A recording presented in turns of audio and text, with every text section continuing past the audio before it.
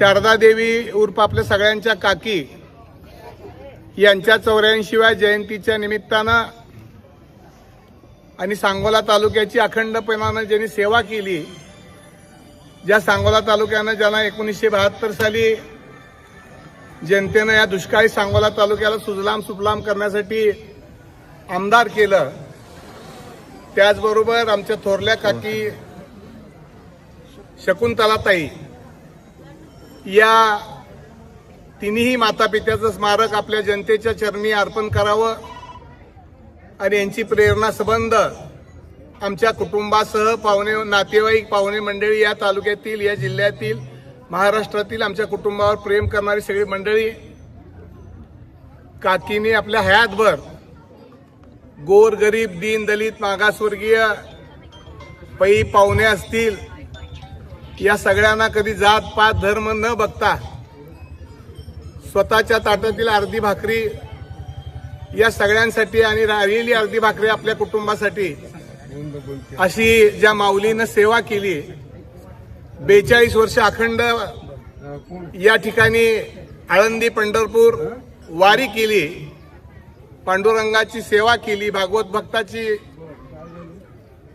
सेवा केली, अशा या माऊलीसाठी आपण काहीतरी करावं. ज्या मातेनं आपल्याला हे जग दाखवलेलं आहे, ज्या मातापित्यानं, त्या मातापित्यासाठी आपलंही काही ऋण लागतं. म्हणून माझे मोठे बंधू दादा चारुताई, जयाताई, मी आणि आपल्या सगळ्यांच्या आशीर्वादानं या ठिकाणी स्मारकाची सुरुवात केली. माझे सहकारी बाळासाहेब एरंडे या ठिकाणी उपस्थित आहेत. त्यांनी ही प्रेरणा मला दिली, त्यांनी स्वतः सुरुवात केली आणि मग आमच्या कुटुंबानं या सगळ्या स्मारकाची सुरुवात केली. हे आता आज काकींच्या जन्मदिनाच्या निमित्तानं आज शुभारंभ केलेला आहे. पादुका प्रतिष्ठापना केलेली आहे आणि आमच्या कुटुंबानं ठरवलेलं आहे की भविष्य काळामध्ये पुण्यतिथी करण्याऐवजी जयंतीच आपण करावी. मरणाच्या दिवसापेक्षा जन्माचा दिवस हा चांगला असतो असं आमचं मत आहे आमच्या कुटुंबाचं. आणि येणाऱ्या 14 तारखेला सुद्धा काकांची जयंती याच ठिकाणी आम्ही साजरी करणार आहोत. आणि दरवर्षी या तिन्ही जयंत्या साजऱ्या करत असताना समाजाचं ऋण आहे, ते ऋण फेडण्याचा आयुष्यभर सातत्यानं येणाऱ्या सगळ्या पिढ्यानपिढ्याचा आम्ही प्रयत्न करणार आहोत. आपण एवढ्या मोठ्या संख्येनं या ठिकाणी सगळे गोर गरीब दीन दलित महाराष्ट्रातले सगळे नातेवाईक मंडळी हे सगळे या ठिकाणी उपस्थित राहिलेले आहेत. माझ्या माहितीप्रमाणे तालुक्याचे माजी आमदार शहाजी बापू यांच्या पत्नी आमचे रेखुताई, माझे मित्र सहकारी सुभाष नानांच्या पत्नी, त्यानंतर तालुक्याचे विद्यमान आमदार त्यांच्या पत्नी, या तालुक्याचे भाग्यविधाते माननीय गणपतरावजी देशमुख यांच्या पत्नी बाई, ही सगळी मंडळी या ठिकाणी उपस्थित झालेली आहेत. आपणही मोठ्या संख्येनं या ठिकाणी उपस्थित झालेला आहात.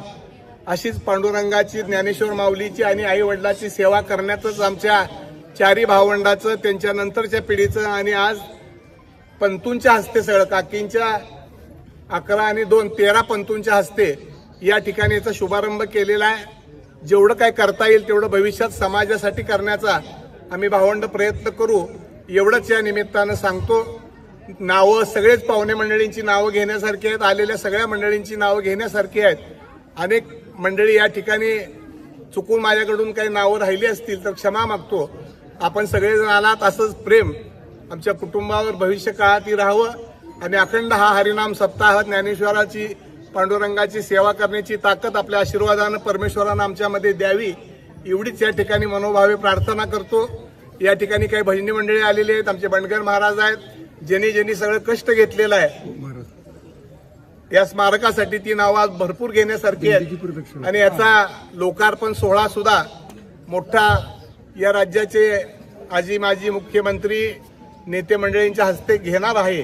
त्याही कार्यक्रमाला आपल्याला निमंत्रण देतो. 14 तारखेला काकांच्या जयंतीला सुद्धा या ठिकाणी समाधी दर्शन सोहळा आणि कीर्तन असा कार्यक्रम 14ला आयोजित केलेला आहे.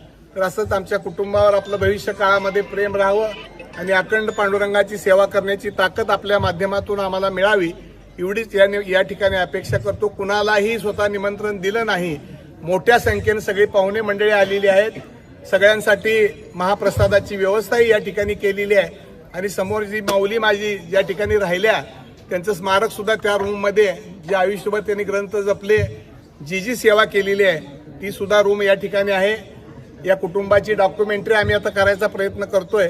लवकरच 14 तारखेला जी सेवा तालुक्याची आमच्या कुटुंबानं केलेली आहे त्याची डॉक्युमेंटरी या ठिकाणी करणार आहोत.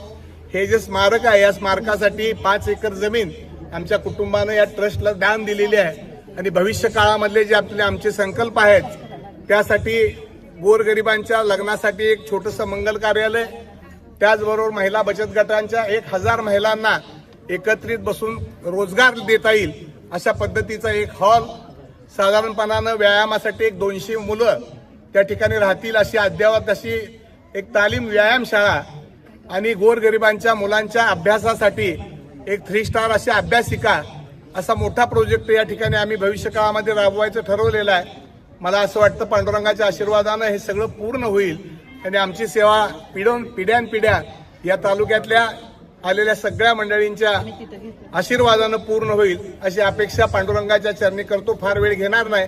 महाप्रसादाची व्यवस्था केलेली आहे. मी सगळ्यांना विनंती करेन की आलेल्या महिला मंडळी, भजनी मंडळ थोडंसं तिथं आपण सगळ्यांनी सोयीनं आणि आलेल्या मंडळींनी आणि त्या आज या ठिकाणी एक 2 छोटेसे सत्कार ठेवलेले आहेत. माझ्या आईची लहानपणाची एक मैत्रीण जी इटकीमध्ये एका झोपडीमध्ये राहते त्या माऊलीचा एक सत्कार ठेवलेला आहे.